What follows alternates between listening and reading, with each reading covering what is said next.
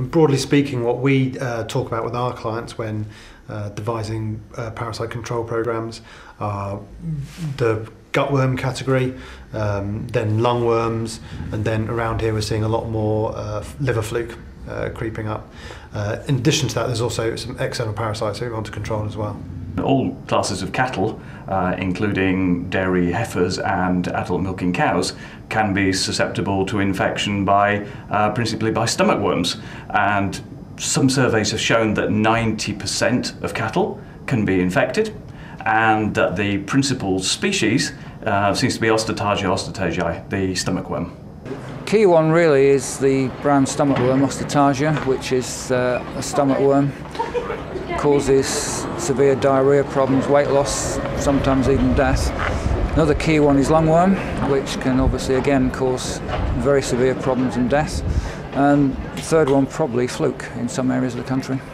The main influence to the rate of actual infection would be basically the pasture conditions and the amount of time that they spend grazing.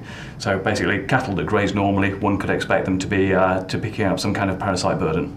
Well, the most obvious cases are often in young stock, where you haven't controlled your gutworms particularly well, or even lungworm, and you end up with obvious clinical disease. So that's animals in poor condition, often loose feces, and clearly just not doing very well.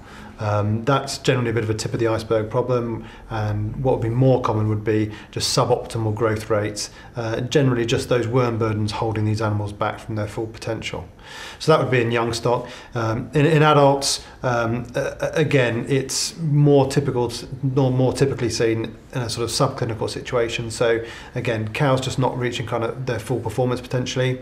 The one exception to that would be lungworm. We do relatively frequently see lungworm outbreaks in adult cattle, and in those situations we go back to square one and look and see how they're managing their parasite control, as well as promoting immunity for things like lungworm.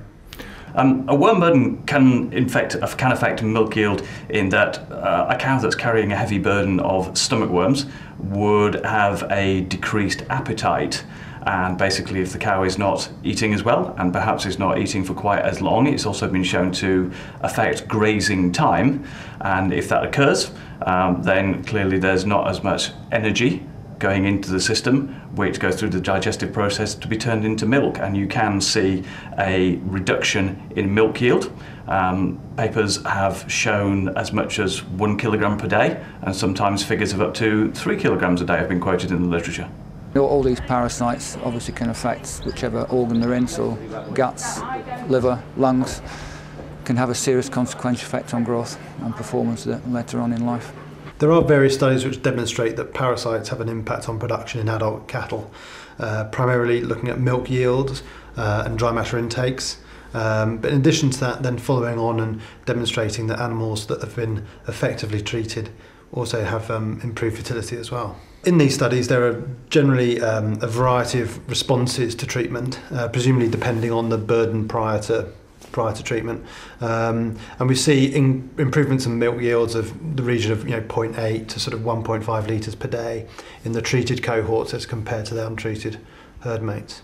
At the beginning of the lactation, the energy demands of milk production upon the cow are very heavy, and as we know that often there can be an energy gap such that the energy that's going in via the forage and the foodstuffs doesn't quite meet the energy output that's required to produce a large quantity of milk.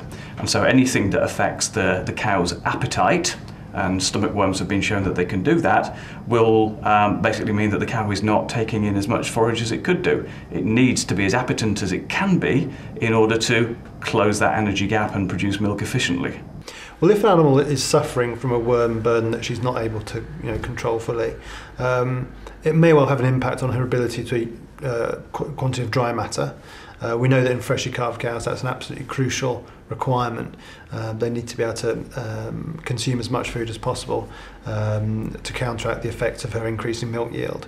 And if parasites are limiting her ability to be able to do that, then that could clearly have an impact both on milk yield and potentially her weight loss. Oh, it's crucial to get the cow to, because really when she's calving, that's when the egg's being developed to get her pregnant in hopefully 60-70 days time.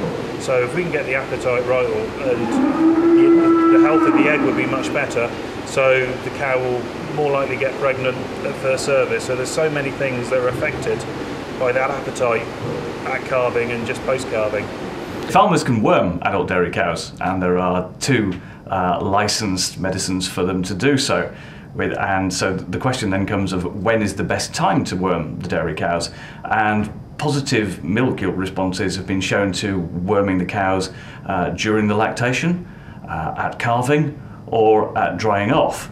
But we feel that the most appropriate time to worm the cattle is towards the end of the dry period, because then you are removing the worms that are likely to cause the reduction in appetite immediately prior to the period of the highest energy demand. So a cow goes into her fresh lactation fully appetent and able to meet the demands of that lactation. And of course, because you wormed her immediately prior to the lactation commencing, you have the opportunity for those benefits to carry on throughout the lactation period.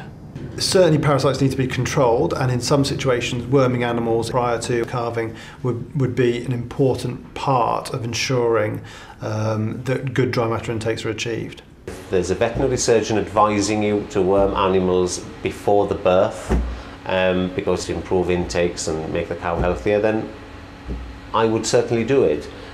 One of the options to treat would be with a medicine called eprinomectin, which dairy farmers are probably familiar with.